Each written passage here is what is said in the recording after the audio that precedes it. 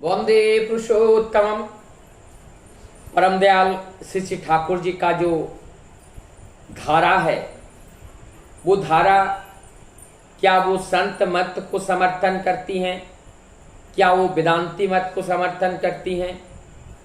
परम दयाल श्री श्री ठाकुर जो महानाम जो सतनाम लेकर के आए हैं, तो ये किस तरह का साधना है?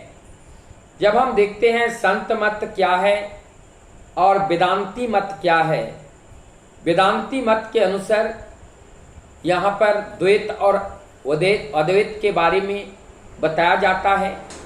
लेकिन मूलतः अगर हम देखें, द्वैत और अद्वैत में समझने का फेर है। वस्तुतः मूल में जब हम हाथ लगाते हैं, यहाँ पे कोई अंतर दिखाई नहीं देता है। द्वैतवादी कहते हैं कि एक सृष्टिकर्ता होगा और एक सृजन होगा और एक सृजन को करने वाला होगा। एक वस्तु होगा और उस वस्तु को देखने वाला होगा।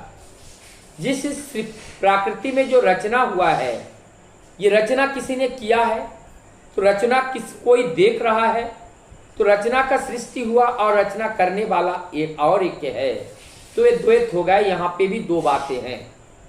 इसी प्रकार के अद्वैत में वहाँ पे एक ही है, सब कुछ एक है, उस बात को बताया गया। और इसी में ही हमें जो ब्रह्म सूत्र हैं, अथा तो ब्रह्म जिज्ञासा, हमारी ये ब्रह्म जिज्ञासा है। क्या ब्रह्म जिज्ञासा है? कि हम कौन हैं, मैं कौन हूँ। इस मैं की खोज वेदांती के अंतर्गत किया जाता है और वही साधना है।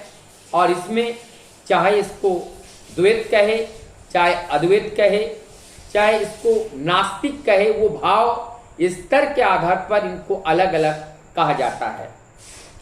संत मत के अनुसार, जो संत मत के अनुसार ये शुरू हुआ है, हमारे जो संत कबीरदास जी हुए, वहाँ से संत मत के अनुसार ये साधना शुरू होती हैं।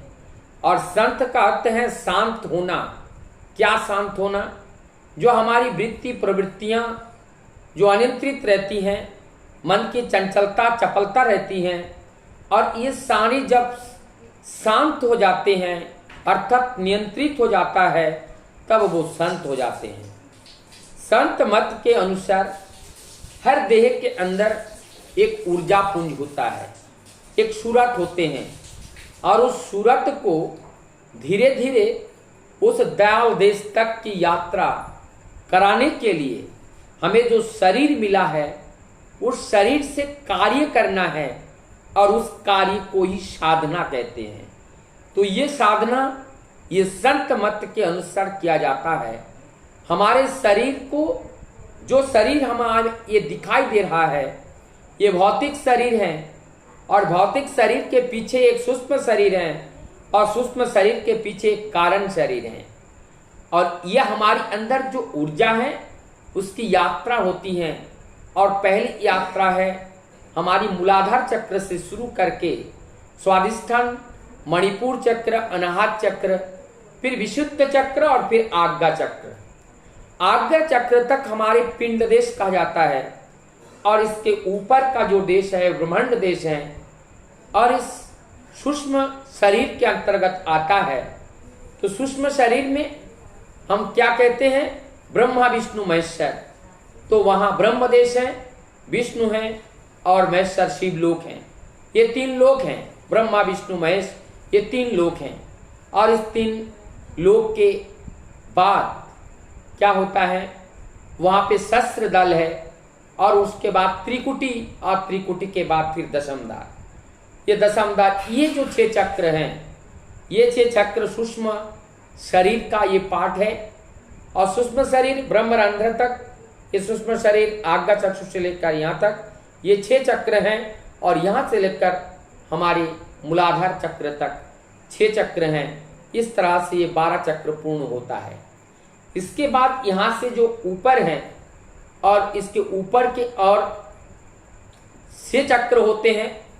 एक पहला चक्र को भ्रमर गुहा कहते हैं, फिर सतलोक कहते हैं, अलख लोक कहते हैं, अगम लोक कहते हैं, अनामी लोक कहते हैं, और उसके बाद फिर दयाल धाम है। तो हमारी इस सूरत को दयाल धाम तक लेकर के जाने का जो यात्रा है, ये संत मत की साधना कहते हैं और इसी से ही हमें परम धाम की प्राप्ति होती है। वेदांतीवादी कहते हैं हमारे अंदर आत्मा है, आत्मा का परमात्मा से मिलन, और संत मत के लोग कहते हैं सूरत का उस दयाल धाम में जहाँ से आए थे उस दयाल के पास से पहुँचने का यात्रा। इसी प्रकार से ये दो मत हमारे इस संसार में व्याप्त हैं, अलग अलग रूपों में, अलग अलग रंग में, अलग अलग ढंग में, पंथ में, मत में, अलग अलग रूप में। लेकिन दोनों को अगर देखा जाए, जो समन्वयता है, उद्देश्य दोनों का वही परम धाम तक प्राप्ति करना, उस परमात्मा तक पहुंचना, इस आत्मा की, जीवात्मा की यात्रा, परमात्मा की चरण तक की जो यात्रा है, यही हमारी जीवन की साधना होती है।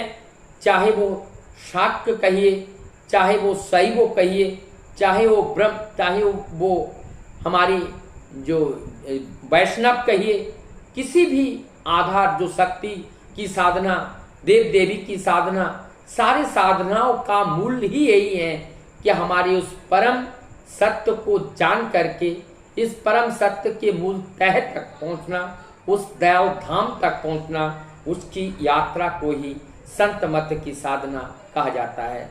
वंदे पुरुषोत्तम।